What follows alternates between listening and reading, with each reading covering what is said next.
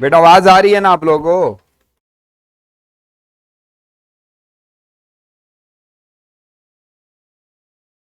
Yes नहीं, ये वही वही वही वही रख दे इसको। चलिए, जैसा कि मैं देख पा रहा हूं आवाज वगैरह सब कुछ ठीक आ रही है बेटा। बहुत अच्छे। एक काम करो, देखो आज की क्लास का टारगेट क्या है बेटा, और ये अपने को टारगेट पूरा करना ही है किसी भी हालात में, कोई ऑप्शन है ही नहीं, इफ एंड बट तो है ही नहीं।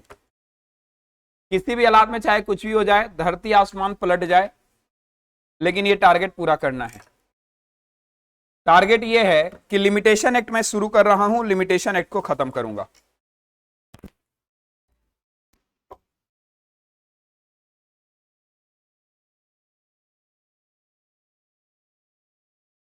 थोड़ा सा आपको जरूरत है ज्यादा ध्यान देने की, क्योंकि जब टारगेट चैप्टर का हो तो थोड़ा सा ज्यादा लगता है।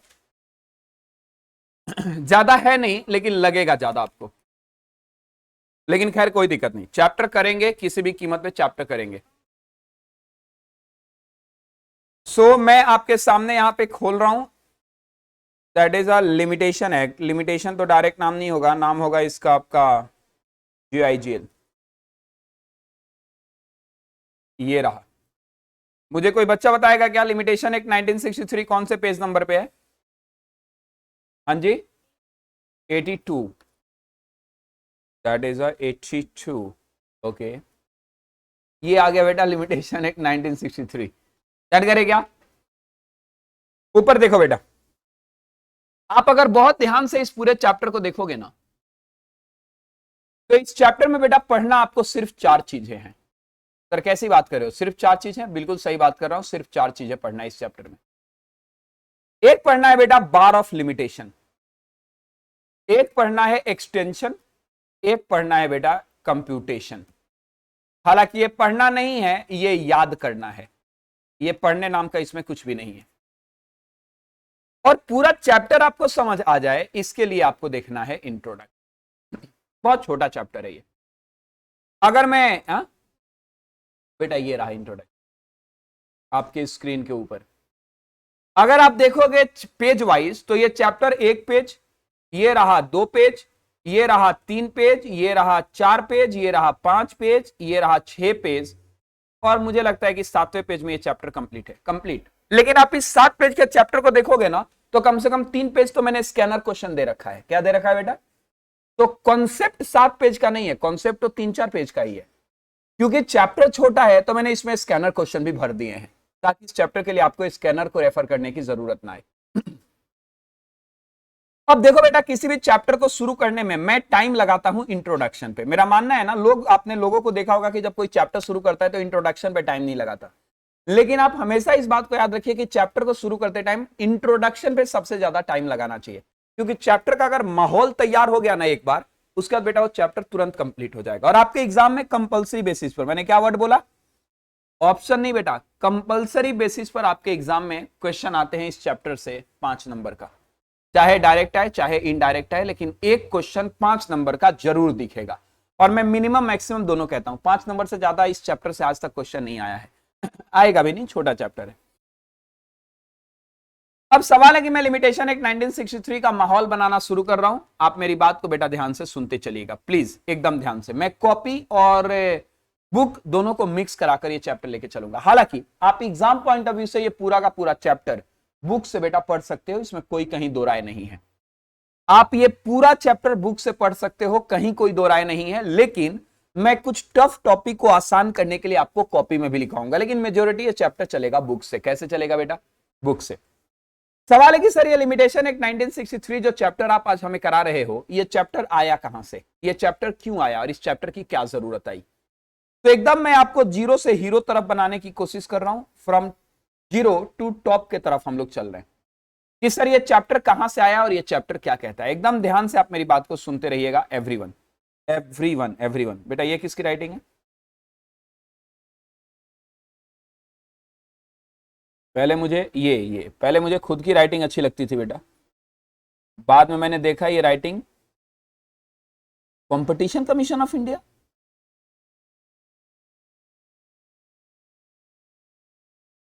ये किसकी है? तो Gulati sir competition commission of India क्यों करेंगे? तो ग्रुप 2 में पढ़ना है। अच्छा, इकोनॉमिक्स में आया होगा ये topic, MRTP act, monopoly restrictive trade policy. Okay okay, ठीक है बेटा। Oh my God, that is a great, अच्छी राइटिंग बेटा। आगे सुनिए प्लीज, मेरी बात ध्यान से।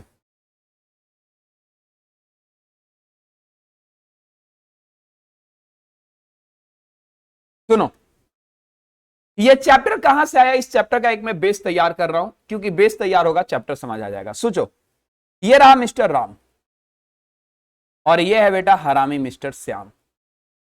आप बोलोगे सर आपने राम को हरामी क्यों नहीं बोला? क्योंकि वो हरामखोर था। क्या था बेटा? बोलो। राम और श्याम के बीच में मान के चलो बेटा एक हुआ था कॉन्ट्रैक्ट। क्या हुआ था? बोलो। इनके बीच में कॉन्ट्रैक्ट हुआ। अब राम ने इस कॉन्ट्रैक्ट को बेटा कर दिया ब्रीच। क्या कर दिया? श्याम गया कोर्ट में। ध्यान से सुनते चलिएगा। श्याम गया कोर्ट में, लेकिन जानते हो ये कोर्ट में कब गया? ये कोर्ट में गया 500 साल बाद।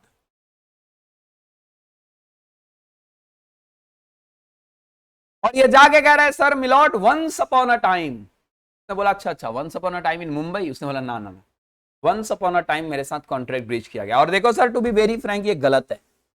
ये कॉन्ट्रैक्ट मेरे साथ ब्रीच नहीं होना चाहिए। हम एक स्वतंत्र देश में रहने वाले लोग हैं। क्या बात कर रहे हो सर? कोई भी ऐसे मेरे साथ कॉन्ट्रैक्ट ब्रीच कर दे रहा है आपके रहते हुए, लानत है आपके ऊपर। जज कह रहे भाई रुक जा, इतना ज्यादा सीरियस क्यों हो गया तू?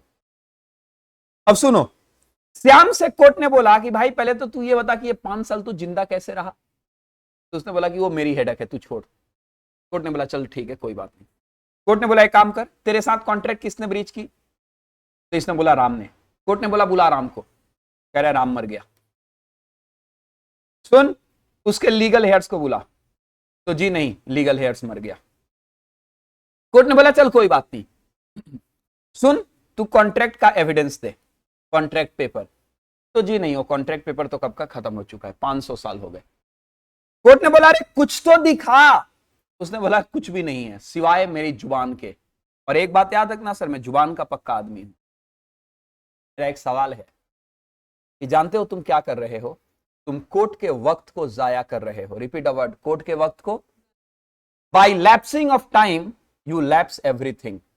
You lapse your party, you lapse your accused, you lapse your evidence, you lapse your witness, and when you lapse your everything, और उसके बाद तुम कोर्ट में आ गए, तो याद रखिएगा जिंदगी भर इस बात को कि law always helps to active not to sleepy.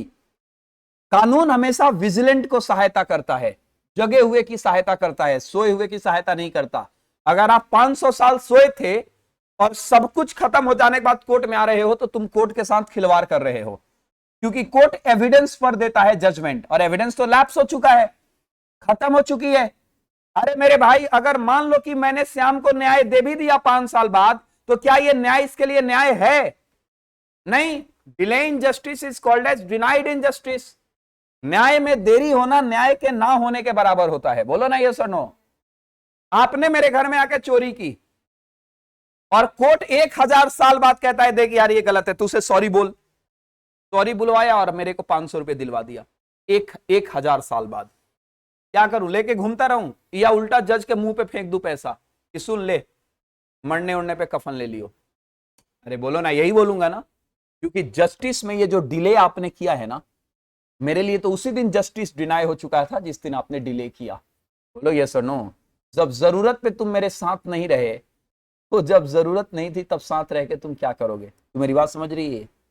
कितनी मैंने डीप फीलिंग की बात बोली है कि जरूरत पे जब तुम साथ नहीं, तो बिन जरूरत बिन बुलाए आपके आने का क्या ही फायदा है?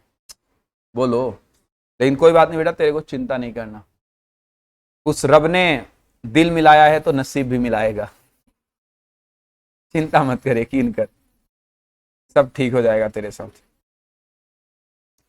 नालायकों, ऐसे ऐसे मामले के लिए हमारे देश में कानून बनाया गया जिसका नाम है लिमिटेशन एक्ट 1963।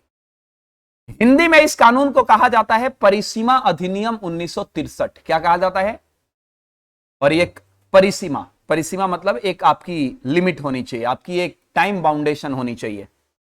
सर ये कानून कहता है कि सुनो, जिस दिन डिस्प्यूट अराइज हुआ है ना, डिस्प्यूट अराइज होने के बाद वो मामला कितने दिन के अंदर कोर्ट में आ जाना चाहिए, ये डिसाइड करने वाले आप नहीं, ये डिसाइड करने वाला मैं हूं। मैं आपको बताऊंगा कि कोई डिस्प्यूट अराइज हो जाने के कितने दिन के अंदर कोर्ट में आ जाए। और एक बात याद रखिए साहब, अगर मैं कोई टाइम लिमिट आपको दे रहा हूं कि यह मामले इतने दिन के अंदर कोर्ट में लेकर आ जाइए, और अगर आप उस मामले को उतने दिन के अंदर कोर्ट में लेकर नहीं आओगे, तो हम बोलेंगे कि वो डेट टाइम बार डेट हो चुका है। क्या हो चुका है रे? फिर से बोलो, क्या हो चुका है? और टाइम बार डेट अगर आप लेकर जाओगे ना कोर्ट में, तो कोर्ट बेटा उस केस को एक्सेप्ट नहीं करेगा। Repeat a word, it is a duty of the court not to accept और proceed with such matter which matter is time barred. बच्चा कह रहे सर सुनो ना, ये जो वर्ड आपने बोला ना टाइम बार डेट, ये हमें सुना सुना सा लग रहा है, रिपीट अ वर्ड। तो बेटा चिंता मत करिए, मैं ऐसा टीचर हूं, आपको रेफरेंस दे दूंगा। याद करो, इंडियन कॉन्ट्रैक्ट आपके टीचर ने कराया होगा। इंडियन कॉन्ट्रैक्ट एक्ट 1872 आपको CSET लेवल पे कराया गया होगा। कराया गया था क्या? अरे बोलो रे, कराया गया था? यस। याद करो, वहां पे आपको एक टॉपिक कराया गया होगा, नो कंसिडरेशन नो कॉन्ट्रैक्ट। याद करो सेक्शन नंबर 25, और उसमें आपको बताया गया होगा एक्सेप्शन टाइम बार डेट का। और आपके कॉन्ट्रैक्ट के टीचर ने बताया होगा कि बेटा कॉन्ट्रैक्ट के मैटर्स को कोर्ट में लाने का टाइम 3 साल का होता है। कितने साल का होता है? बताया था ये बात? अरे हाँ बोलो बेटा, बेइज्जती मत करो। बताया था 100, तेरे को तो मैंने बताया ही था ये बात। 3 साल का टाइम पीरियड होता है, ये बातें बताई गई होगी। जानते हो आपके कॉन्ट्रैक्ट एक्ट के टीचर ने जो ये 3 साल का टाइम बताया था ना, ये कोई कॉन्ट्रैक्ट एक्ट में नहीं लिखा, ये बातें इस एक्ट में लिखी गई है। यहां से चोरी करके आपके टीचर ने फाउंडेशन में बताया था, CSET लेवल पे बताया था। क्या आप मेरी बात समझ रहे हो ना? तो याद रखिए, ये पूरा का पूरा कानून सिर्फ आपको एक टाइम बाउंडेशन देता है और कहता है कि प्लीज आप मामले को इतने दिन के अंदर कोर्ट में लेकर जाइए। अगर नहीं लेकर जाओगे तो हम उस मामले को टाइम बार्ड कर देंगे। क्या कर देंगे? और टाइम बार्ड डेट अगर मामले कोर्ट में लेकर जाओगे तो कोर्ट उस केस को एक्सेप्ट नहीं करेगा। क्या मेरी बात आप समझ आ रहे हो क्या? अरे बोलो, समझ आ रहा है क्या? 100%। आइए बेटा गधों वाला काम शुरू करते हैं, लिखने वाला काम। ऊपर देखिए, बोला गया है, ध्यान से सुनना। रोहित कुमार, पहले तो ये बता बेटा तू है कौन है रोहित कुमार? ये पहली बार मैं नाम दे, अच्छा अच्छा, वो जिससे बातचीत बंद है तेरी। सर छोटा सा एक्सीडेंट हो गया इसलिए ऑनलाइन क्लास ले रहा हूं। बे नालायक, क्या हो गया? छोटा सा एक्सीडेंट?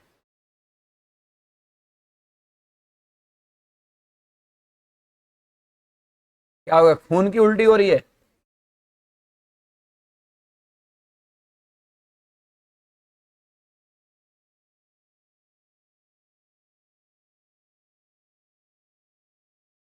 छोटा सा एक्सीडेंट सर, बाइक से लग गई तो बेटा लगी, फटी नहीं ना कहीं?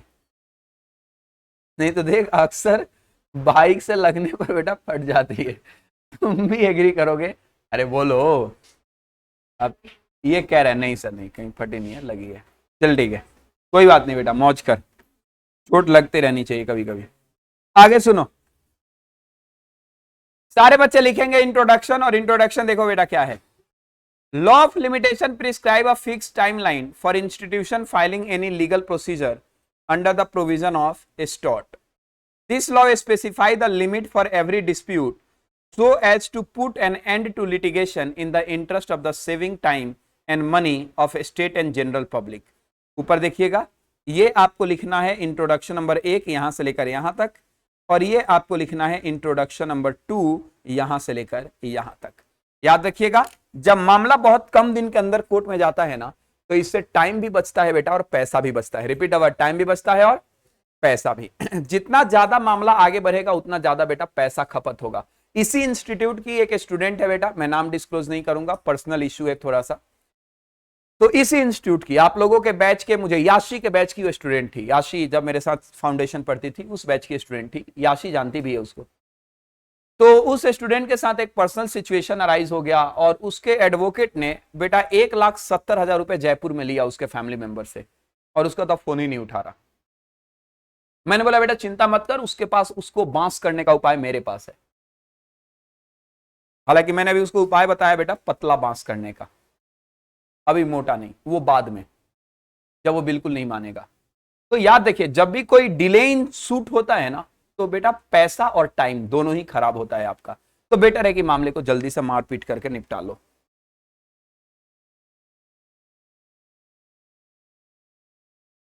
जल्दी करिए।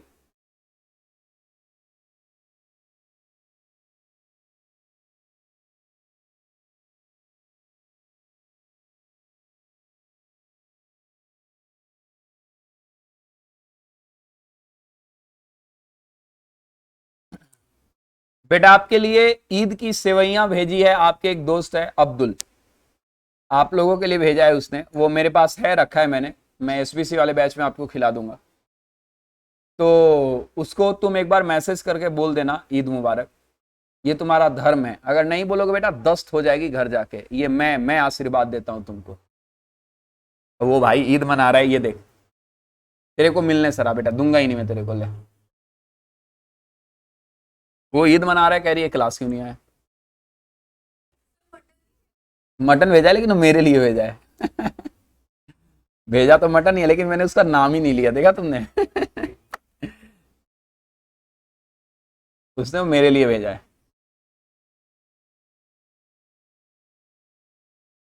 अब तुम बोलोगे कि सर मटन मुझे नहीं खिलाओगे, ग्रेवी खिलाऊंगा खा जाने के बाद, बचेगा तो। हाँ तो ठीक है, फिर मैं खा लूंगा, कोई नहीं। आप बोलोगे सर दस्त नहीं होगी, बिल्कुल भी नहीं।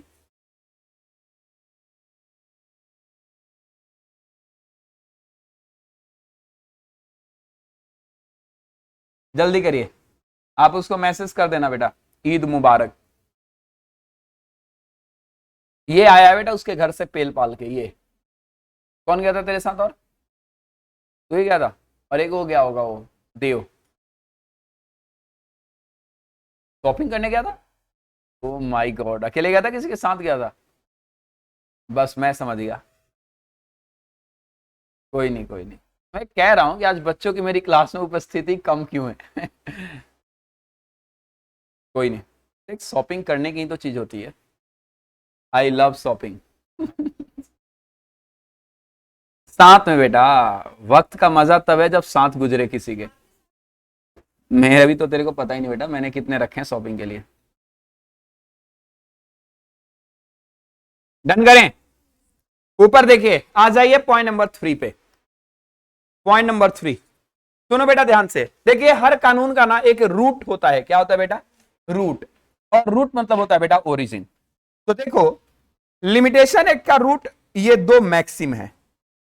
Limitation act derive its root from the following two maxims. पहला मैक्सिम है, इंटरेस्ट रिपब्लिके अट सिट फिन्स लिटम, और दूसरा है विजिलेंटिवस नोर डॉर्मेंटिवस ज्यूरा सविनियंट। आप बोलोगे कि सर ये नाम अजीब सा नहीं है, कोई बात नहीं बेटा, गुस्सा क्यों हो रहे हो, तुम उसके इंग्लिश मीनिंग को याद कर लो। इंग्लिश मीनिंग बहुत साफ है, it is in the interest of the state to prescribe limitation period for filing a suit. ये पहला मैक्सिम है कानून का। कानून कहता है कि देखिए भाई, ये सरकार के इंटरेस्ट में होता है ना कि किसी भी सूट का एक टाइम लिमिट डिसाइड कर लिया जाए, बोलो ना, ताकि टाइम और पैसा बच सके, बोलो रे टाइम और पैसा। और दूसरा बोला गया है, law protect those who are vigilant not to sleepy. सोए हुए को बेटा कानून लात मारता है, क्या मारता है बोलो, पैर नहीं बेटा, लात, लात मारता है। लेकिन अगर आप एक्टिव हो, विजिलेंट हो, तो बेटा याद रखिए फिर आपको कानून अपने सहारे और अपने गोद में ले लेगा। डन करे क्या, बोलो ये सुनो बेटा, ये पॉइंट नंबर 3 में लिखिए दोनों पॉइंट्स, जल्दी करिए प्लीज।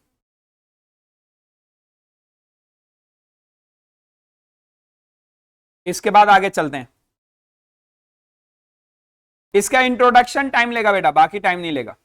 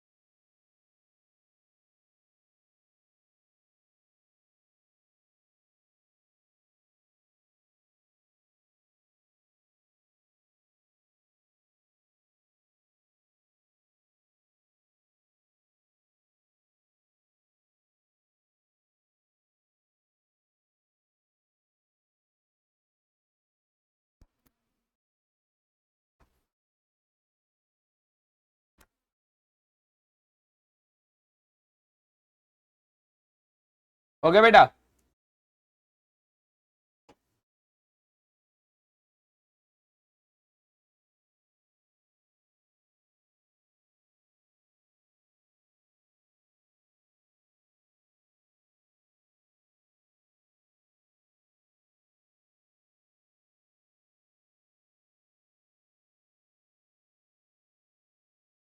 बेटा एक बार अमित को इधर से आवाज दे देना, कोई भी एक बच्चा।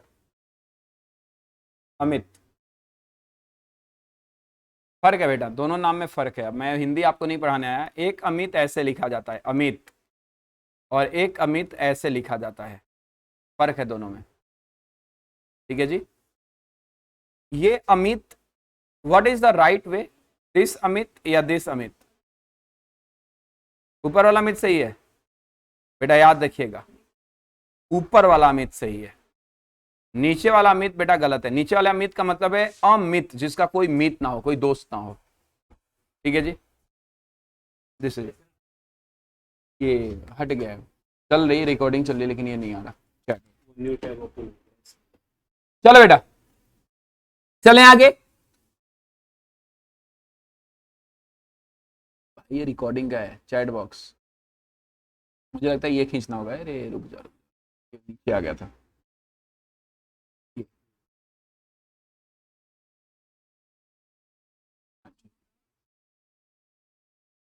चलो आ जाइए पॉइंट नंबर 4 पे। पॉइंट नंबर 4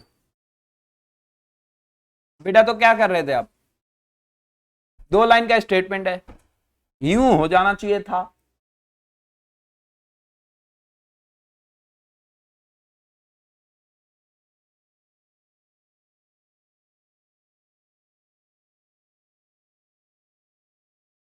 जो साधना उतना कहाँ है?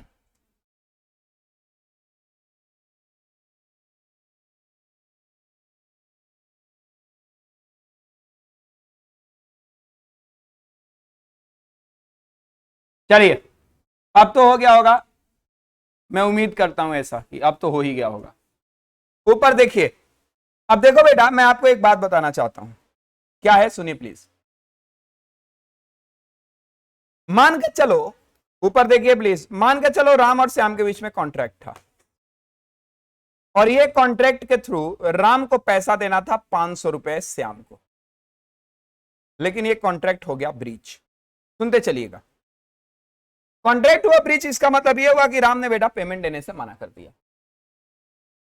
तो श्याम के पास ऑप्शन था कि वो मामला 3 साल के अंदर लेकर चले जाए। कहां पे? कहां पे रे? कोर्ट में।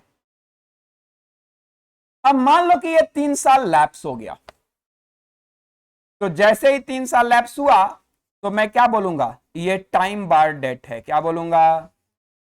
बोलूंगा ना ये बात? अब मेरा एक सवाल है आपसे कि जब ये डेट टाइम बार्ड हुआ तो क्या बेटा ये श्याम का अधिकार ही खत्म हो गया 500 रुपए लेने से? या ऐसा नहीं है, अधिकार अभी भी है, केवल उसकी एनफोर्समेंट राइट खत्म हो गई है। मैं आपसे क्या बोलना चाहता हूं, ध्यान से सुनिए, कि क्या time bar date recovery right को ही खत्म कर देता है, या वो केवल और केवल एनफोर्समेंट राइट को खत्म करता है? मेरा डेट टाइम बार्ड हो गया तो मैं कोर्ट के थ्रू उसकी रिकवरी नहीं करूंगा। यस एग्री, मैं कोर्ट में नहीं जा सकता। यह बात है हकीकत कि ना अब पैसा तुझे लेना ही नहीं है, यह हकीकत है। बेटा याद रखिएगा इस बात को हमेशा कि टाइम बार्ड डेट हमेशा एनफोर्समेंट राइट को खत्म करता है, आपके लीगल राइट को बेटा खत्म नहीं करता। बहुत तरीके हैं outside the court. Outside the court arbitration से मामले को निकलवा लीजिए, मीडिएशन से निकलवाइए, बेइज्जती करिए उसकी, लोगों के सामने जलील करिए उसको। अरे बोलो रे, डिफामेशन तो मतलब पैसे भी लगी और जलील भी नहीं होना। बेटा मैंने एक्सेप्शन भी तो बताया था, fact truth is not amounts to, बोलो ना। मैं तो चाहता हूं बेटा मेरे से कोई 5,000 रुपए ले और रिटर्न ना करे। अब तुम्हारे साथ ये काम कर नहीं पाऊंगा, बेइज्जती करने वाला। नहीं तो बेटा कोई और बंदा हो जो मेरे से 5,000 रुपए ले और वो ना दे, मैं तो 5,000 के बराबरी में उसकी इज्जत ले लूंगा। डेली फेसबुक पे नई पोस्ट बेटा उसको टैग करके, उसके पापा को टैग करके, उसके फैमिली को टैग करके डेली। अरे जलील नाम की चीज होती नहीं होती, वो घर पे पहुंचा जाएगा पैसा कि यार तू पैसा ले ले यार, इससे अच्छा तो यही है। बोलो ये सुनो। तो भाई अब मेरा एक सवाल है आपसे, आप बोलोगे सर ये क्या बात हुई, अब ऐसे मार पिटाई करके भी पैसे ले लूं?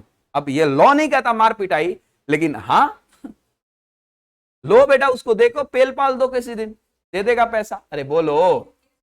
अब आप बोलोगे सर ये कहने की बात नहीं है। अरे मेरे भाई राइट आपकी खत्म नहीं हुई, ये कहने की बात है। इसलिए ये कहने की बात है कि अगर मान लो कोई और तरीका अपनाकर श्याम से बेटा, श्याम ये राम से अपनी पेमेंट रिकवरी करवा लेता है, तो जानते हो राम तो कह देगा कि 500 रुपए का मैंने तेरे को लोन दिया है।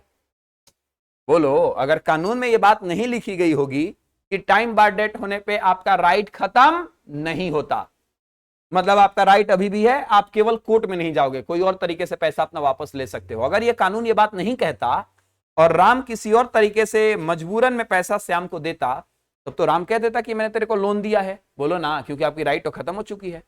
तो राइट खत्म नहीं होता, एनफोर्समेंट राइट खत्म होता है। क्या एग्री करोगे ना? मेरी इस बातों को बेटा घुमाकर कानून में लिखा गया है। इस बात को कानून क्या कहता है, ध्यान से सुनिए। The law of limitation put restriction on the remedy in a court of law when the period of limitation has expired. But it does not extinguish या end, क्या बोलो बेटा, right. हिंदी में आपको लिखना है इस स्टेटमेंट को लिखने के बाद कि मेरी रिकवरी राइट खत्म नहीं होती है टाइम बार डेट होने के बाद, मेरा एनफोर्समेंट राइट खत्म होता है। इस बात को लिख लो बेटा, मेरी रिकवरी राइट खत्म नहीं हुई है टाइम बार डेट होने के बाद, केवल मेरा एनफोर्समेंट राइट खत्म हुआ है।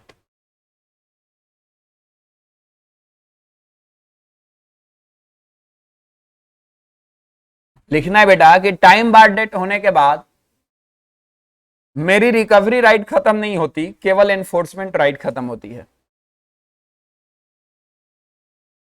बहुत अच्छे, बेहतरीन, मार्वेलस, ट्रिमेंडस।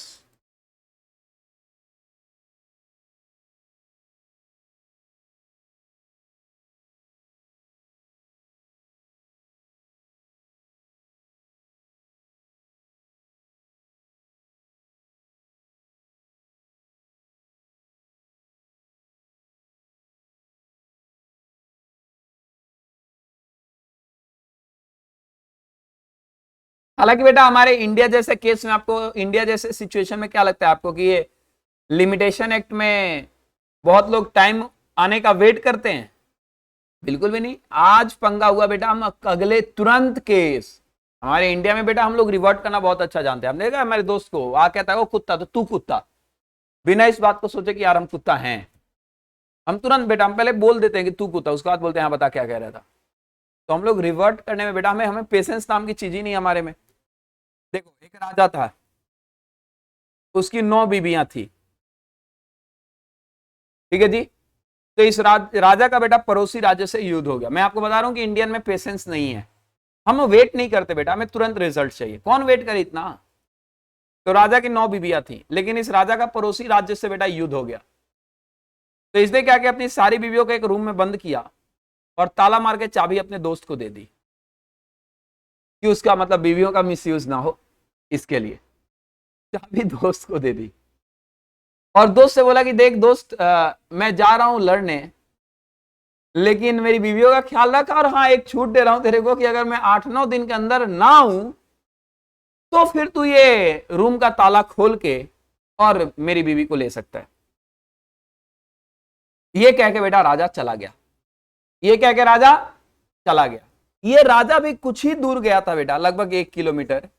तब तक उसने देखा कि पीछे से घोड़े की आवाज आ रही है और पूरे धूल उड़ रहे हैं। उसका दोस्त आ रहा था उस राजे घोड़े से रोकते हुए, भाई रुक जा रुक जा रुक जा। और राजा पीछे मुड़ कहता है क्या हुआ? तो दोस्त कह रहा है तूने चाबी गलत दे दी है, दूसरी चाबी दे। मतलब क्या? वो बेटा तुरंत चाबी खोल रहा था उस रूम की जाते ही। तो हमारे में ना पेशेंस नाम की चीज नहीं, हम वेट ही नहीं करेंगे, हमें इंस्टेंट रिजल्ट चाहिए। बोलो ये सुनो, तो ये सब कानून हमारे लिए नहीं है बेटा। आगे ये ले, ये एक आई बेटा, ये वर्णिका। सर एसबीसी की मैराथन ले लो इफ पॉसिबल, बहुत अच्छे। इफ पॉसिबल, अरे इम्पॉसिबल, हालांकि तूने सही बोला है मेरे तरफ से। हो गया ये क्या बेटा? अच्छा हिंदी वाला दोबारा से बताऊं, लिख बेटा। डेट टाइम बार्ड होने के बाद, डेट टाइम बार्ड होने के बाद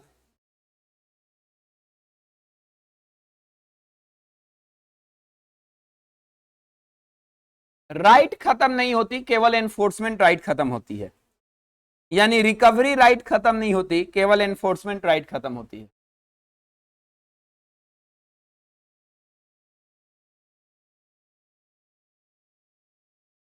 आ जाइए बेटा, बात मत करो रे। ये मैंने एक एग्जाम्पल दिया था, एग्जाम्पल को ध्यान से सुनो।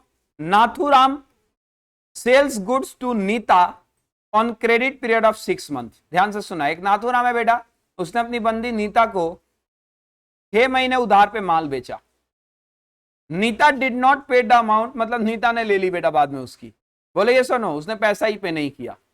द लॉ ऑफ लिमिटेशन कहता है कि 3 years after the expiry of agreed time में नाथुराम को सूट फाइल करना है। ऑब्वियस सी बात है बेटा, कॉन्ट्रेक्चुअल मैटर्स कितने दिन के अंदर फाइल किए जाते हैं? 3 साल। तो ये 3 साल की शुरुआत कहां से होगी? 6 महीने। जैसे 6 महीने लैप्स हुआ, 3 महीना शुरू, बोलो रे, मतलब 3 साल शुरू। If Nathuram fails to file a suit within 3 years, he will never be able to recover money from Nita from the legal route। क्या मैंने बोला बेटा? लीगल रूट से रिकवर करने का आपका राइट खत्म हो जाएगा, लीगल रूट से। हालांकि रिपीट वर्ड क्या? हालांकि as his right to get remedy is over, but if the Nita after many year decide to pay money to Nathuram, he can accept it as the right to get money is not extinguished, only right to file a suit was extinguished। extinguished मतलब होता है खत्म हो जाना। मैं चाहता हूं बेटा ये एग्जांपल आप लिख लो, उसके बाद मैं आपको लिखवाने के लिए नहीं बोलूंगा, सारी चीजें बुक से करेंगे। ये एग्जांपल एक लास्ट पॉइंट है जो मुझे आपको लिखवाना है, लिख लो। एग्जांपल बहुत अच्छा है, पूरा क्रिस्टल क्लियर करता है।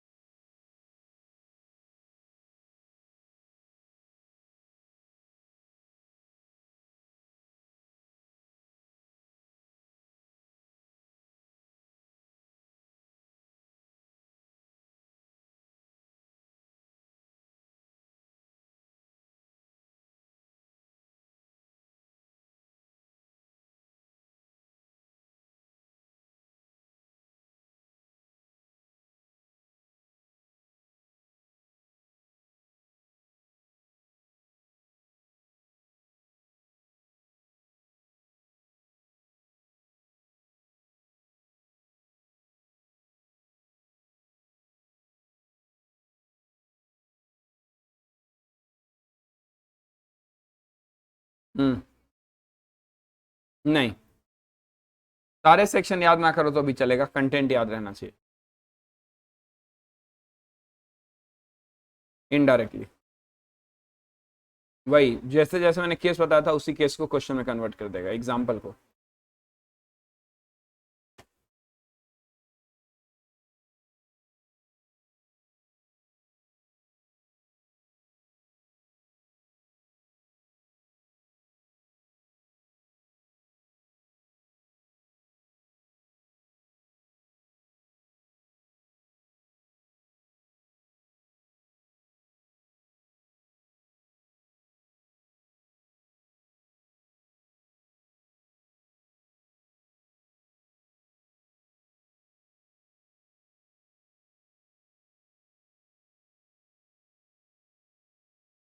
हो गया बेटा?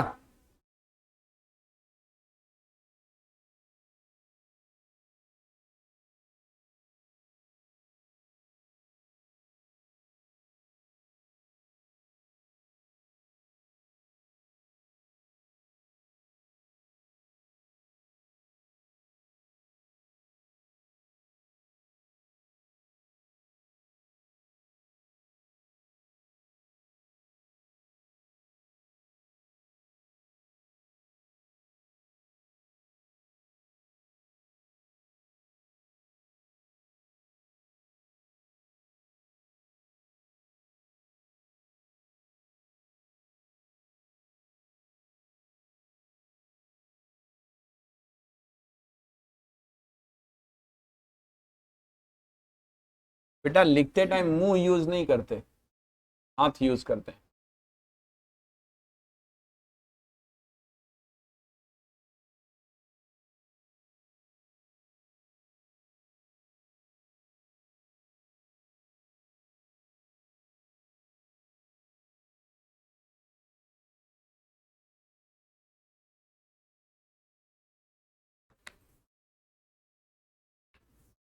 चलिए चले आगे।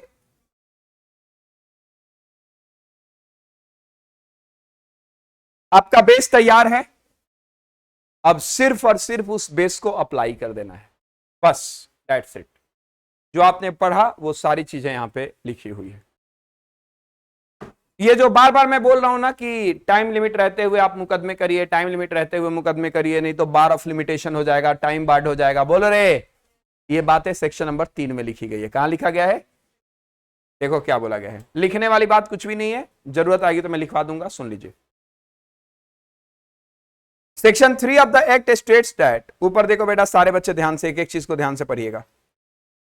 Section 3 of this act states that सारे सूट, अपील या application, repeat a word, suit, appeal या, तो याद रखना बेटा अपील की भी बात की गई है। अगर आपको अपील का टाइम 30 दिन का दिया गया है तो प्लीज 30 दिन के अंदर आप अपील करिए, उसके बाद करोगे टाइम बार्ड हो जाएगा। बोलो ये सुनो।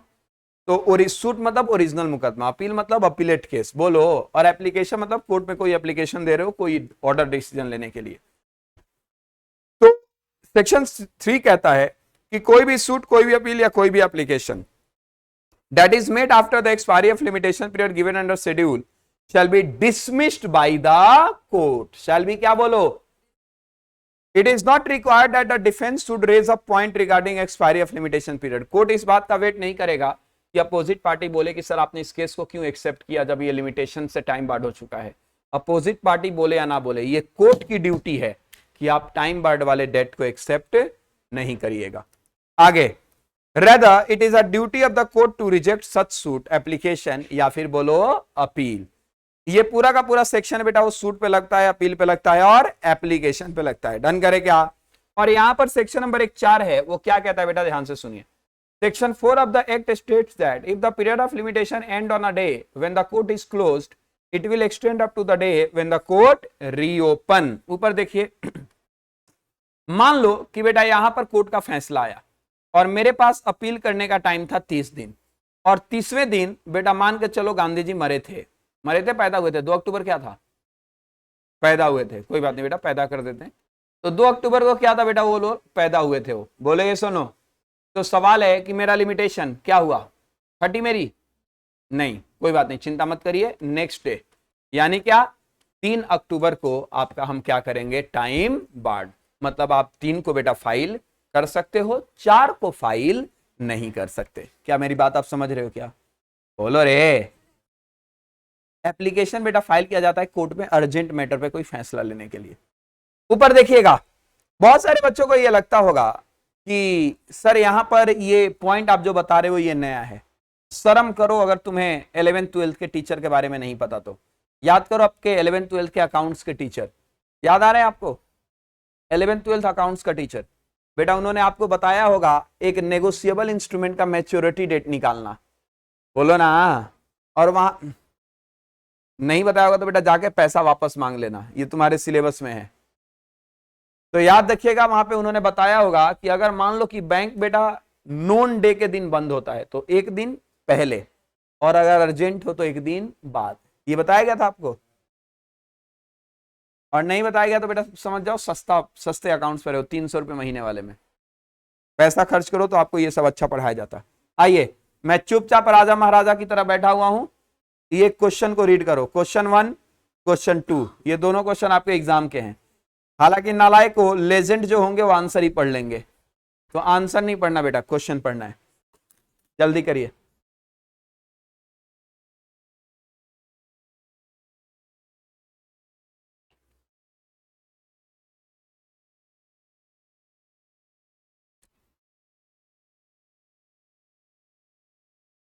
जल्दी करिए, सब आपके एग्जाम में क्वेश्चन आए हैं और ऐसे ही क्वेश्चन आपके एग्जाम में आते हैं बेटा।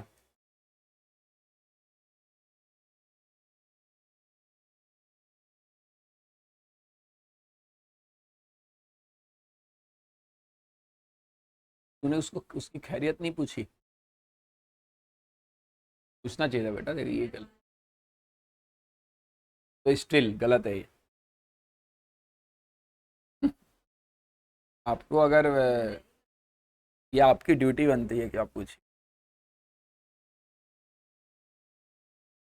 पूछिए जाके। तो हाँ भाई सुन, जिंदा है मौज कर। तबीयत खराब है बेटा, वो दर्द से करा रहा है, मेरे पास मैसेज आया था उसने।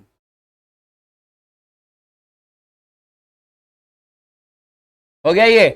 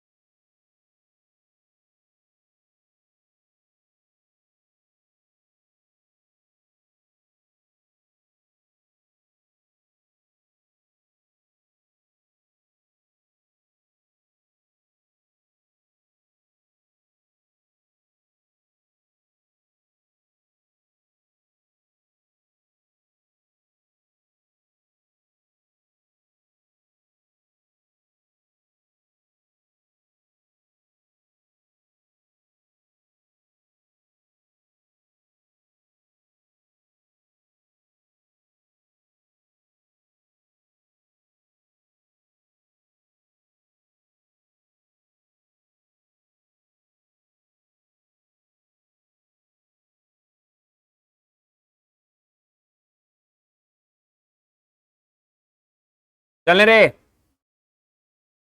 क्या ये दोनों क्वेश्चन सही है? जायज है? निकल रहा है क्वेश्चन? बहुत अच्छे, बेहतरीन। अब सुनो, देखो बेटा इंसान ना गलतियों का पुलिंदा है, एग्री? बोलो ना, इंसान क्या है बेटा? गलतियों का पुलिंदा है। हम ना कुछ होता है हमारे साथ और उसके बाद बेटा हम लोग सबक सीखते हैं। तो देखिए कानून बेटा रिजिड नहीं होना चाहिए, कानून फ्लेक्सिबल होना चाहिए, और खास करके ऐसे मैटर में। मतलब मेरे साथ जाती हुई और मैं टाइम लिमिट के अंदर कोर्ट में नहीं जा पाया, तो क्या जिंदगी भर के लिए मुझे इंतकाम लेने नहीं दोगे तुम? बोलो, अरे इंतकाम तो लेना होगा ना। तो याद रखिए, law is not all about too rigid, law should be flexible. कानून लोगों के भलाई के लिए बनाई जाती है, और अगर आप फ्लेक्सिबल नहीं रखोगे तो बेटा क्या हो जाएगा? वो ऑब्वियसली इनफ्लेक्सिबल कानून अल्टीमेट लोगों को परेशानी क्रिएट करते हैं। तो बेटा यहां पर आके ना ये कानून पिघल गया। ये कानून क्या है बेटा? और इसने बोला सुन भाई, कुछ ऐसे केसेस में हम टाइम बार डेट मानेंगे ही नहीं। Repeat a word, time bar date. पहला बोला गया है डॉक्ट्रिन ऑफ सफिशिएंट कॉज। क्या बोला गया है? बोला गया कि देखिए सर, अगर आपका सूट, एप्लीकेशन या अपील अगर डिले हुआ है, रिपीट अ वर्ड, क्या हुआ है? लेकिन याद रखिएगा, याद रखिएगा, सेक्शन नंबर 3 बेटा बात कर रहा था तीनों की। किसकी बात कर रहा था रे? बात कर रहा था सूट की भी, बात कर रहा था अपील की भी, बात कर रहा था एप्लीकेशन की भी। सेक्शन नंबर 4 कह रहा था कि सुनो, अगर लास्ट में डे आएगा क्लोजिंग तो आपको बढ़ जाना है एक दिन आगे, यही ना? अब सेक्शन नंबर 5 कह रहा है रुको रुको रुको रुको, ये जो अपील और एप्लीकेशन है ना, रिपीट द वर्ड, अपील और not in suit. Repeat the word, not in. बेटा सूट पे सेक्शन नंबर 5 अप्लाई नहीं होता। सेक्शन नंबर 5 अप्लाई होता है केवल अपील पे और एप्लीकेशन पे। और सेक्शन नंबर 5 कहता है सुन भाई, अगर तूने अपील और एप्लीकेशन डालने में कोई जेन्युइन कारण से डिले कर दिया, क्या मैंने बोला? जेन्युइन कारण। लेकिन याद रखना, वो जेन्युइन कारण हम तब देखेंगे जब मामला केवल अपील और एप्लीकेशन का हो, सूट में नहीं। रिपीट द वर्ड, सूट में अगर आपने जेन्युइन कारण के से अगर आपने मामले को डिले कर दिया ना, कोई बात नहीं, सफिशिएंट कॉज है, मैं टाइम को एक्सटेंड कर दूंगा। क्या कर दूंगा? एग्जाम्पल बेटा, एग्जाम्पल, इकलौती वाइफ थी, मर गई। आप बोलोगे अरे सर वाइफ तो इकलौती होती है। होती है तो भी तो मैं कह रहा हूं इकलौती। बोलो ये सुनो, वाइफ इकलौती थी बेटा, मर गई, और मेरा बेटा उसके 13वीं वाले दिन आ रहा है, क्या? Last limitation period. आप बोलोगे सर आपको नहीं लगता आप गलत गलत बात बोल रहे हो? नहीं बोल रहा बेटा, ये कानून कहता है। वाइफ मर गई, 13वीं के दिन आ रहा है बेटा मेरा लिमिटेशन पीरियड, छोड़ दूं 13वीं कि नहीं भी आज जाना है कोर्ट में मुकदमा करने? सफिशिएंट कॉज है। सेक्शन नंबर 5 कहता है कि एक्सटेंशन मिल जाएगी। एलमेंट ऑफ फादर, बाप बीमार हो गया, छोड़ दूं बेड पे, जाऊं मुकदमा करने, एक्सटेंशन मिल जाएगा। Wrong advice given by advocate, बेटा वकील चौधरी चरण सिंह यूनिवर्सिटी का था, मेरठ का, जहां से मैं हूं, उसको खुद ही नहीं आता था कानून क्या है। बोलो ये सुनो, वो मेरे को कुछ भी बता गया, कह रहा है कि सुन 5 साल तेरा टाइम पीरियड है, टाइम था 3 साल। मैं चौथे साल मुकदमा करने गया, पता चल गया भाई ये तो टाइम कब का लैप्स हो चुका है। बोलो ये सुनो, हट के हाथ में आई। सर ये मेरी गलती थोड़ी है, ये तो न्याय की गलती है। आप लोग ऐसे ऐसे निकम्मे लोगों को वकील बनाते ही क्यों हो?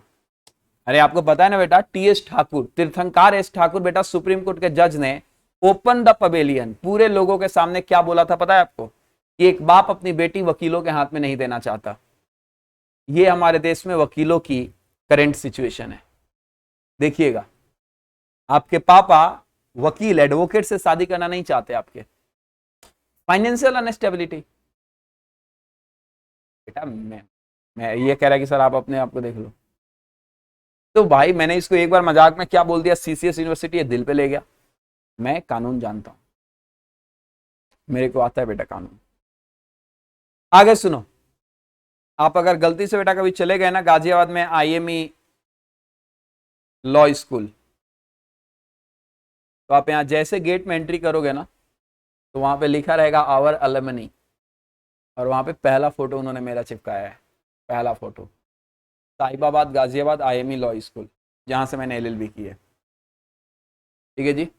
इसके वेबसाइट पे आओगे तो लॉ क्विज विनर 2018 का मैं साहिबाबाद का inter state law quiz winner था। इंटर स्टेट गाजियाबाद के 10 स्कूलों का एक क्विज कंपटीशन हुआ था कानून में, मतलब ओरल, कि कौन कितना कानून जानता है, ओरली रैंडम क्वेश्चन सिलेक्शन। तो उसका मैं अपने कॉलेज के तरफ को अपने मतलब मेरा कॉलेज टॉप आया था, जिसमें मैं अपने कॉलेज को रिप्रेजेंट कर रहा था। तो उसका मेरा को एक इन्होंने दिया भी है सर्टिफिकेट। मैं पढ़ा लिखा बंदा हूँ। क्या हूँ बेटा? पढ़ा लिखा बंदा हूँ, दिल पे नहीं लेना अपने को।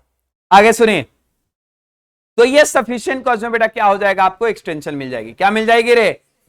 अब यहां पर देखोगे तो बोला गया है the extension under this section apply only to appeal and application. लेकिन ये अप्लाई नहीं होगा कहां पर? सूट पर। मतलब अगर कोर्ट चाहे कि मैं सूट के टाइम पर डेट को एक्सेप्ट करूं तो बेटा एक्सेप्ट नहीं होगा। तो याद रखिए, अपील और एप्लीकेशन में कोर्ट अलाउ कर सकता है सफिशिएंट कॉज, लेकिन सूट में नहीं करेगा। अच्छा वो भी सुनो, क्या कोर्ट को अलाउ करना ही करना होगा या मर्जी है? बेटा याद रखिए, it is a डिस्क्रिएशन of the court. Repeat about, it is a not a mandatory. Sufficient cause होने के बावजूद भी मना किया जा सकता है कि नहीं देंगे आपको एक्सटेंशन हम। क्यों नहीं 13वीं छोड़ दी आपने, क्यों नहीं आ गए कोर्ट में, करते मुकदमे, दूसरी शादी तो होनी ही थी। बोलो ये सुनो, ये सब कोर्ट बेटा कह सकता है। खैर हम चलते हैं बेटा इस दुनिया से आगे। कहां चलते हैं? तारों की शहर में। ये कुछ एग्जाम्पल दिए गए हैं बेटा, जो एग्जाम्पल मैंने आपको समझाया था कि जो वकील है हरामी, वो गलत गलत इंफॉर्मेशन दे गया, मिस्टेक ऑफ लॉ मैंने कर दी, पार्टी इंप्रिजनमेंट में थी, सीरियस इलनेस था पार्टी को, या कोर्ट ने बेटा मुझे जजमेंट कॉपी देने में टाइम लगा दिया। बोलो रे, तो मैं क्या करूं? कोर्ट ने टाइम लगा दिया जजमेंट कॉपी मेरे हाथ में आए तब मैं अपील करूं ना। या फिर element of father. Element of father मतलब बेटा बाप बीमार हो गया। अब आप बोलोगे सर ये क्या बात हुई, माँ अगर बीमार हो गई तो नालायक बाप इंक्लूड माँ। रिपीट और बाप इंक्लूड, ये बात है जनरल क्लॉजेज एक्ट में लिखी गई है। Every father include mother, every mother include father. Done करे क्या? पक्का सर, बहुत अच्छे। Question number 3, question number 4 read करिए।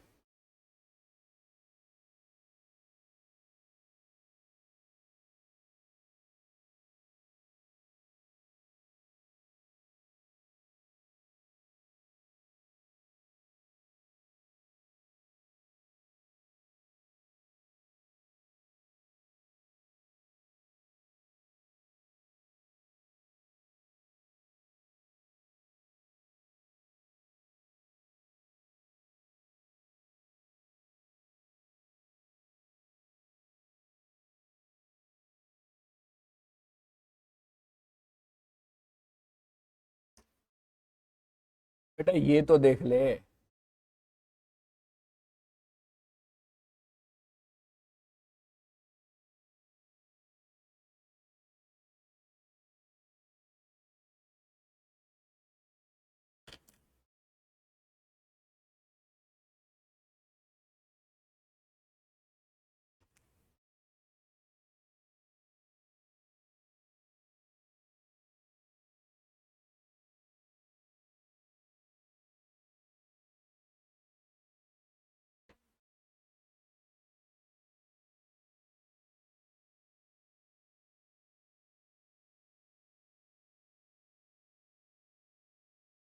बात नहीं बेटा, बात नहीं, नहीं वो भी नहीं बताना।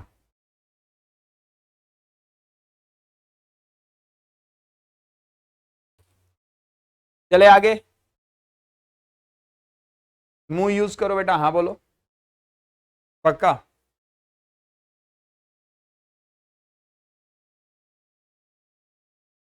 हो गया, बहुत अच्छे। चलिए ये ले बेटा, पर्सन अंडर लीगल डिसेबिलिटी। क्या बोलो बेटा? ये पॉइंट आपको समझ नहीं आएगा जब तक मैं आपको एक बात बताना दूं। सुनो, राम कॉन्ट्रैक्ट किया सीता के साथ, सीता ने बेटा कॉन्ट्रैक्ट ब्रेक कर दी, यानी ब्रेकअप कर लिया। किससे? राम से। कह रही कि नहीं यार तेरे से अच्छा तो रावण ही था। अब जैसे ये कॉन्ट्रैक्ट ब्रेक हुआ कि ये राम पागल हो गया। क्या हो गया बेटा बोलो? पागल, इनसेन हो गया ये। अब इसको तो करना है मुकदमा। क्या करना है? बोलो रे क्या करना है? और ये हो गया पागल। अब टाइम पीरियड तो चल रहा है 3 साल का। अब मतलब क्या, ये पागलपन का इसे दौरा पड़ रहा है और उसे कोर्ट आके समझा रहा है भाई सुन, मुकदमे कर नहीं तो खत्म हो जाएंगे तेरे, वो टाइम बार्ड हो जाएगा, मुकदमा कर नहीं पाएगा सीता पे। बेटा वो क्या करेगा? पेल पाल देगा जो उसे बोलने आएगा कि भाई मुकदमे करो, तो पागल हो चुका है। बोलो, तो वो बंदा केस कब करेगा? जब वो पागलपंती से बाहर आएगा। रिपीट वर्ड, पागलपंती से। मान के चलो बेटा वो पागलपंती से बाहर आ रहा है 4थे साल में, 3 साल तक वो राधे बन के रहा। बोले ये सुनो, तो क्या टाइम बार्ड खत्म? टाइम बार्ड डेट हो गया जी? अरे मेरे भाई, लीगल डिजेबिलिटी का कॉन्सेप्ट क्या था कि टाइम बार्ड डेट नहीं होगा। अगर कोई पर्सन लीगल डिजेबिलिटी में है तो मैं अपना टाइम पीरियड कैलकुलेट तब करूंगा जब उस पर्सन की लीगल डिजेबिलिटी रिमूव होगी। बोलो, मैं एक माइनर हूं, आपने कॉन्ट्रैक्ट ब्रीच कर दिया। अरे भाई कम से कम जवानी तो आ जाने दो। तो टाइम लिमिट कब शुरू होगी? जब 18 साल में टच कर जाऊंगा। बोलो ये सुनो, माइनर कॉन्ट्रैक्ट बेटा इसके लिए तेरे को ना फाउंडेशन पढ़ना होगा, CACT। हालांकि तेरे को ज्यादा फर्क नहीं पड़ता बेटा, बहुत सारे बच्चे यहाँ पे फाउंडेशन पढ़े उनको भी नहीं पता होगा ये बात। हालांकि ये बातें टॉपिक CACT में आपको बताई गई होगी कि माइनर भी कॉन्ट्रैक्ट कर सकता है फॉर हिज बेनिफिट। याद करो, quasi contract, section 68, supply of necessary वगैरह। ठीक है, माइनर को बेटा मैं पढ़ने के लिए 10 रुपए दूंगा तो रिकवर कर सकता हूँ, गांजा फूकने के लिए 100 रुपए दूंगा, रिकवर नहीं होगा। ठीक है जी, क्योंकि वो नेसेसरी सप्लाई नहीं है। एनीवे, तो लीगल डिजेबिलिटी में अगर बंदा है तो एक बात याद रखिएगा, जिस दिन लीगल डिजेबिलिटी रिमूव होगी वहां से कैलकुलेशन शुरू होगा। यही बातें बोली गई है कि legal disability under the limitation act has been dealt under section 6, 7, 8। The object of this section is to extend the period of limitation for the person suffering from legal disability. बोलो yes और no. आगे सुनो बेटा, section 6 and 7 are supplement to each other, whereas section 8 control section 6 and 7। Section 6 क्या कहता है, ध्यान से सुनो। It extend the period of limitation for person who is insane, minor है, इडियट। कोई बंदा बेटा क्या है, इनसेन है, माइनर है, इडियट है। इडियट बेटा वो नहीं जो गर्ल्स कहती है बात बात में। गर्ल्स की सबसे फेवरेट गाली क्या है बेटा? अरे गाली क्या है फेवरेट रे? इडियट। सबसे गर्म मतलब इडियट का कॉपीराइट बेटा गर्ल्स के पास है। नहीं, दूसरी वाली जो है बेटा वो उस पे तो बेटा याद रखिएगा बॉयज की भी एक कॉपीराइट गाली आ गई है, तो इसलिए वो गर्ल्स वो बहुत कम यूज करती हैं। लेकिन गर्ल्स की सबसे फेमस जो गाली है बेटा वो इडियट है। बात बात में इडियट पूछ दो, रिवर्ट कर सुन, इडियट का मतलब क्या आता है? ये नहीं पता कि इडियट का मतलब क्या होता है, लेकिन इडियट यूज जरूर करना है अपने को, है या नहीं है? किसे पूछ दो इडियट का हिंदी मीनिंग बता, नहीं पता होगा, लेकिन इडियट यूज कर देना है। डन करे क्या होता है बेटा? लक्ष्मीनगर में ना ऐसे बहुत सारे लोग मिलते रहते हैं, बहुत सारे। लक्ष्मीनगर में आपको अगर फालतू स्टूडेंट देखना है तो आपको लक्ष्मीनगर आ जाइए, मिल जाएंगे वहां पे डेली हमें 2-2 हाथ करना पड़ता है, चुनौतियों से नहीं। आप समझ रहे मैं किससे बोल रहा हूं? डर चुनौतियों से तो लगता ही नहीं है, ऐसे ऐसे लोगों से तो ये होते रहता है। तो सेक्शन 6 कहता है कि इनसेन है, माइनर है या इडियट है तो कोई बात नहीं, टाइम को एक्सटेंड कर दो। क्या कर दो? Section number 7। इडियट क्या होता है ये ले, नहीं नहीं अरे भाई ये देख इडियट के बारे में क्या बता रहा, इतना गंदा। अबे भाई इडियट का मतलब होता है मूर्ख, बेवकूफ। बेवकूफ होता है बेटा इडियट का मतलब। ये कॉपीराइट की बात कर रहा है कि सर ये होता है।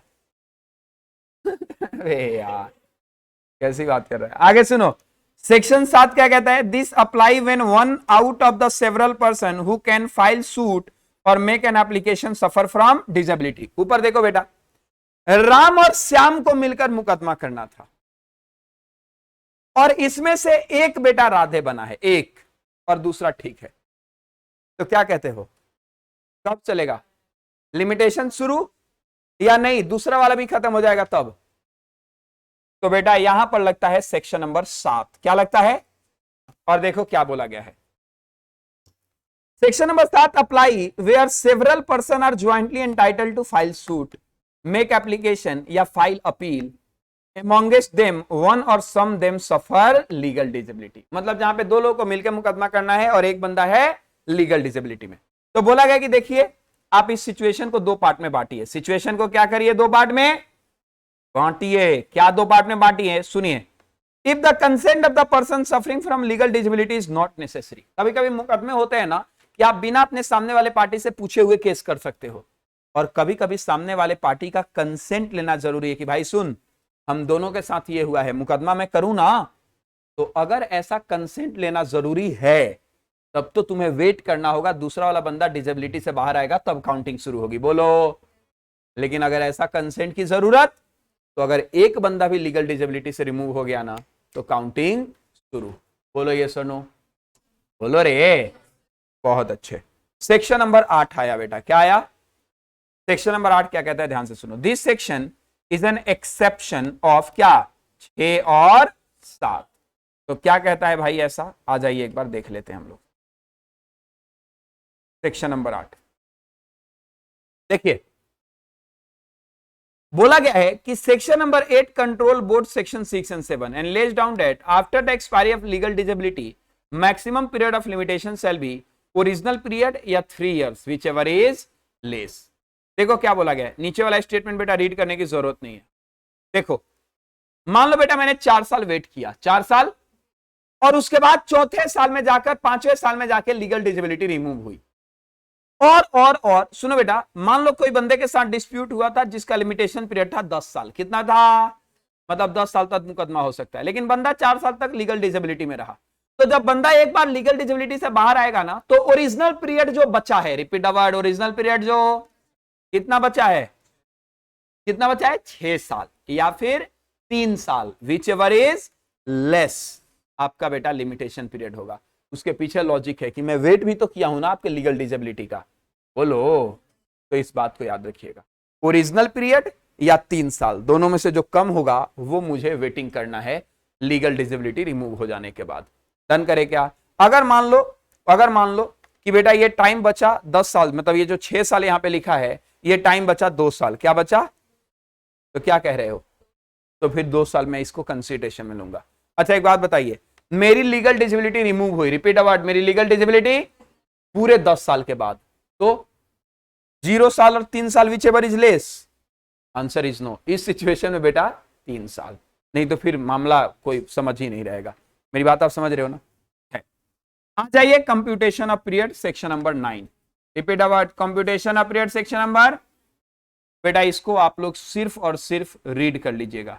देखो ये क्वेश्चन क्या कहता है, कहता है ना कि सुनो, अगर मान लो तुम्हें सूट फाइल करना है, क्या करना है, तो आपको डेट वहां से लेना है जिस दिन से पीरियड शुरू हो रहा है, मतलब डिफॉल्ट अराइज हुआ है। क्या हुआ है बेटा, from the date of default से आप सूट का केस कैलकुलेट करना शुरू कर दीजिए।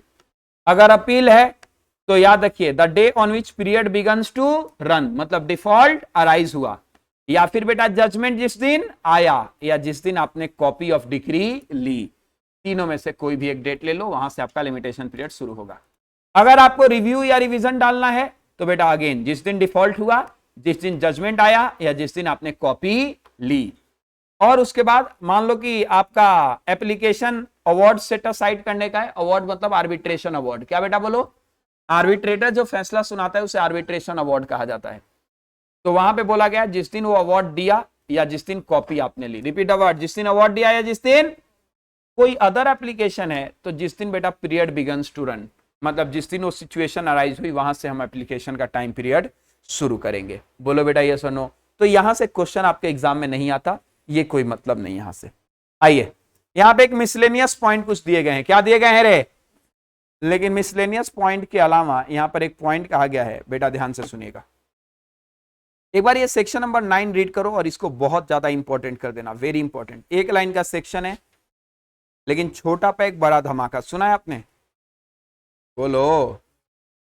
वो हाल है सेक्शन नंबर 9 का, छोटा पैक बड़ा धमाका।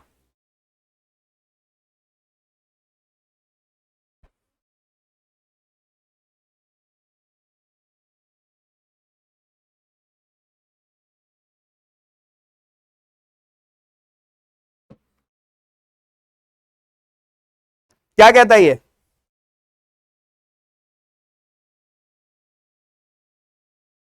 ऊपर देखो बेटा,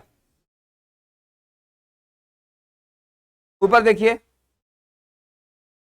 सीता ने राम को ब्रेक किया था, मतलब राम के साथ ब्रेकअप की थी, तो राम पागल हो गया था। 3 साल बाद ये पागलपन से बाहर आया, लिमिटेशन पीरियड शुरू, फिर 2 दिन बाद पागल हो गया,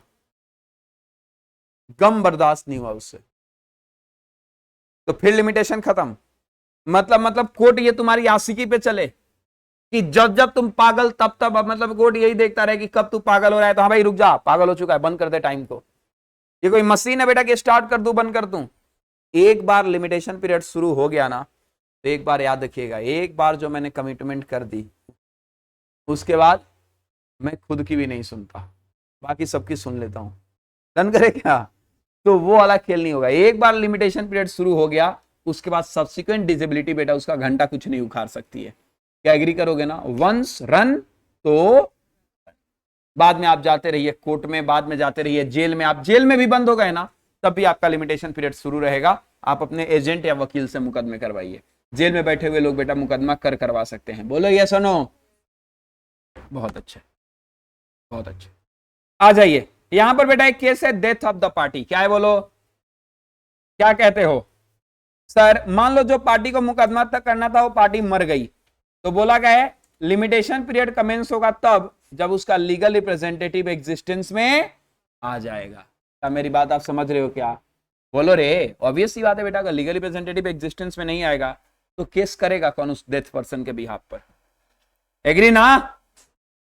अब बेटा ये एक नया हेडिंग है, ये effect of acknowledgement in writing, ये एक नया हेडिंग है बेटा। मैं हाईलाइट करना भूल गया था नोट्स बनाते टाइम, आप इसको हाईलाइट कर लेना, ये एक नया हेडिंग है, जल्दी करो। कर लिया? और एक यहां पर भी ये नया हेडिंग है, ये दोनों पॉइंट को एक साथ पढ़ा जाता है बेटा, ये दोनों पॉइंट एक साथ पढ़ा जाता है, ये दोनों नया हेडिंग है। ठीक है जी, दोनों हेडिंग एक साथ। आइए दोनों हेडिंग को मैं सिचुएशन से समझा रहा हूं, नहीं समझ आएगा प्लीज ध्यान से सुनिएगा, नहीं तो नहीं समझ आएगा बेटा, ट्रस्ट मी। राम है, श्याम है, कॉन्ट्रैक्ट था, ब्रीच कर दिया गया, 3 साल का टाइम पीरियड है, प्लीज ध्यान से सुनना एवरीवन, 3 साल का टाइम पीरियड। राम को बेटा मान लो पैसा देना था श्याम को, लेकिन नहीं दिया, 3 साल का टाइम पीरियड था, बीच में ही 2.5 साल ये राम आता है और एक्नॉलेज कर लेता है। क्या कर लेता है? लॉ की भाषा में इसे एक्नॉलेजमेंट कहा जाता है। क्या कहा जाता है? एक्सेप्टेंस, कि हाँ हाँ मुझे पैसा देना था तेरे को, मैं दूंगा, तू चिंता मत कर। रिपीट द वर्ड, मुझे पैसा देना था मैं, तू चिंता। मेरा एक सवाल है आपसे, आपको नहीं लगता बेटा जिस दिन उसने एक्नॉलेजमेंट की वहां से फ्रेश पीरियड 3 साल का शुरू हो गया? बोलो सारे बच्चे, अरे बोलो रे सारे बच्चे, जिस दिन आपने एक्सेप्ट किया, जिस दिन आपने फ्रेश एक्नॉलेजमेंट की, याद रखिए वहां से फ्रेश टाइम पीरियड शुरू हो जाएगा, क्योंकि आपने उड़ता हुआ तीर लिया है ना। अरे आपने डिफॉल्ट ऑलरेडी अराइज कर दिया था, लिमिटेशन पीरियड चलने लग गया, अब आपके बीच में आपने फिर बोल दिया कि मैं तेरे को पैसा दूंगा, तू चिंता मत कर। इसका मतलब मैं टाइम पीरियड को एक्सटेंड करूंगा ना। क्या करूंगा बोलो? क्या आप मेरी बात एग्री कर रहे हो क्या बेटा? बोलो ये सुनो। मेरा एक सवाल है, रुक जा बेटा, मेरा एक सवाल है। मान के चलो बेटा ये पूरा पेमेंट था 500 रुपए का, 3 साल होने में 1 महीना बाकी था, तो इस 500 में से 200 रुपए आकर श्याम बेटा राम पे कर देता है श्याम को। कितना रुपए? राम आता है श्याम के पास और आके 200 रुपए पे कर देता है। क्या कहते हो? नहीं लगता कि नया टाइम पीरियड फिर से शुरू हो जाएगा 200 की पेमेंट से अगले अगले 3 साल के लिए फिर से? बोलो ये सुनो, एक बात याद रखिएगा आप लोग, जब जब नई नई उंगली करोगे, रिपीट द वर्ड, ये याद होता है, याद करने का ये तरीका होता है, जब जब नया उंगली बेटा नया फ्रेश पीरियड ऑफ लिमिटेशन शुरू हो जाएगा। अगर आपने एक्नॉलेजमेंट बीच में किया, हम वहां से नए सामने वाले पार्टी को टाइम पीरियड देंगे मुकदमा करने का। अगर आपने पार्ट पेमेंट बीच में की, कोई इंटरेस्ट पेमेंट किया, हम फिर से टाइम पीरियड को एक्सटेंड कर देंगे सामने वाले पार्टी का। क्योंकि तुम क्या कर रहे हो, लड्डू पकड़ा रहे हो ना सामने वाले को, तुम तो सामने वाले को धोखा दे रहे हो कि वो केस करे या ना करे। तो जब जब पेमेंट करोगे, कुछ भी पेमेंट, हम नए टाइम पीरियड को क्या कर देंगे, एक्सटेंड कर देंगे। बेटा यही बात यहां पर लिखी गई है कानून की भाषा में। देखो बोला गया effect of acknowledgement in writing.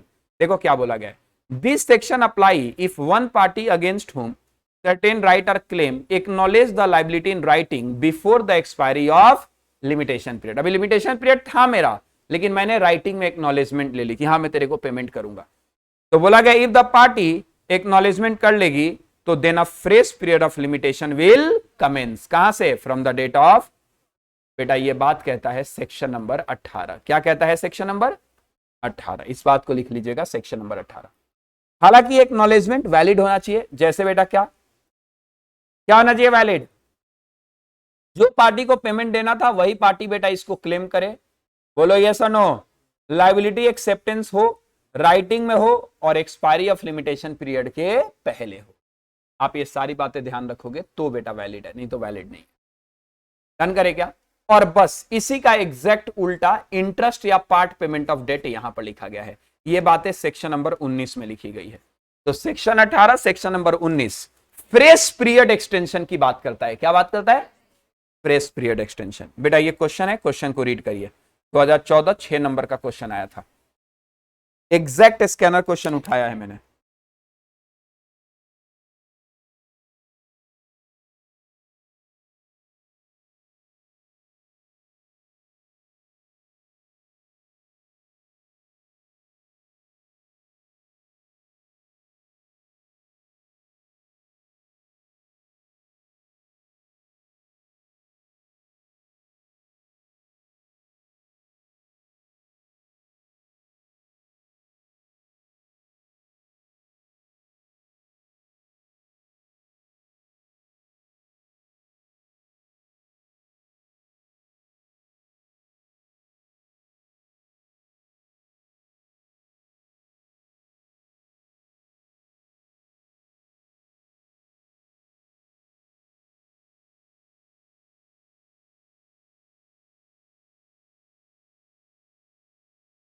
जल्दी करो बेटा, हम ऑलरेडी 6 मिनट एक्सटेंड कर चुके हैं।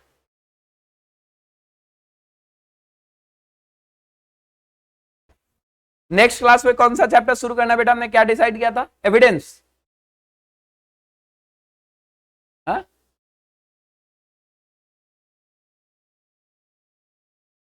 ये बताइए क्या डिसाइड किया था बेटा हमने? क्या डिसाइड किया था शुरू करने के लिए नेक्स्ट क्लास में? मैंने बोला था ना कि ये चैप्टर करा दूंगा और बाकी वो चैप्टर आप देख लें ऑनलाइन। एलएलपी बेटा हो चुका है, इसलिए वो ऑनलाइन अपलोड है, जाके देख लीजिएगा। यही तो करके आप लोगों ने बेटा, मैं ये बात आप लोगों को बताना नहीं चाहता। मैं ऑनलाइन वाले देखो, फेस टू फेस बच्चे मेरी एक्सप्रेशन देखकर समझ जाएंगे, ऑनलाइन वाले बच्चे को लगेगा कि सर रूड हो रहे हैं यहाँ पर, मतलब मैं कुछ बोलूंगा तो उनको अच्छा नहीं लगेगा। आप लोगों ने ये करके मेरी 21 क्लास डिस्टर्ब की है। 21 क्लास मैंने अपना 21 क्लास बर्बाद किया है आप लोगों के साथ। 21 क्लास बहुत होता है बेटा। 21 क्लास का मतलब हुआ कि लगभग 1.25 महीने खराब किए हैं मैंने। जो आईपीसी और कॉन्स्टिट्यूशन ऑफ इंडिया करा दिया था मैंने इस नवंबर वाले बैच में बेटा, वो तो एसबीसी में तो बात हो गई थी, इंडस्ट्रियल लॉ में कराऊंगा आपको, जेआईजीएल में नेक्स्ट। बट वो चैप्टर जो नवंबर में हुआ था, वो चैप्टर फिर से जनवरी में मेरे से कराया गया। और वो बालक कह रही है कि सर आपने बोला था कि रिवीजन हो जाएगा। भाई मैं ऐसा क्यों बोलूंगा रिवीजन हो जाएगा? स्टैम्प की, ठीक है, तो नेक्स्ट क्लास से स्टैम्प शुरू होगा, याद रखिएगा। टाइम भले एक्सटेंड हो लेकिन स्टैम्प को खत्म करने की कोशिश करेंगे। टाइम एक्सटेंड करेंगे लेकिन लिमिटेशन एक्ट कंप्लीट हो जाएगा। किसका? एविडेंस एक्ट नहीं बेटा, बोला था कराने के लिए एविडेंस। वीडियो तो बेटा वीडियो उसका है। बट खैर कोई बात नहीं, जो हुआ सो हुआ। आगे सुनिए, खत्म। ये क्वेश्चन 5 नंबर जून 2009 का है, रीड करो। लेजेंड बेटा सेक्शन ही देख लेंगे डायरेक्ट।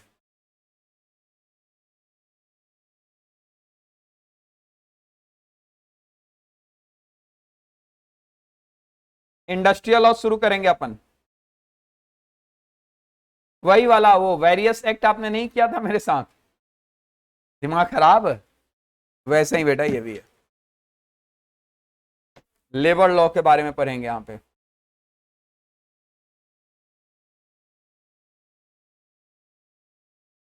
कर लिया रीड? ऐसे क्वेश्चन आता है भाई, तेरा ही सबसे ज्यादा सवाल होता है कि सर क्वेश्चन कैसे आते हैं। और जब पूछा तब बोला मैंने कि स्कैनर ले लिया, स्कैनर तो उसमें क्वेश्चन नहीं दिए गए हैं, तो फिर भी पूछना है। और उसमें अलग अलग चैप्टर के नहीं है।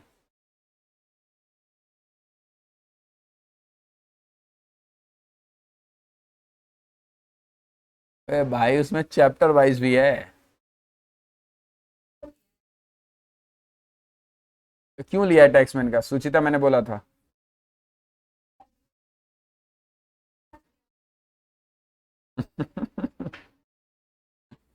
चलिए हो गया होगा बेटा, मैं उम्मीद करता हूं।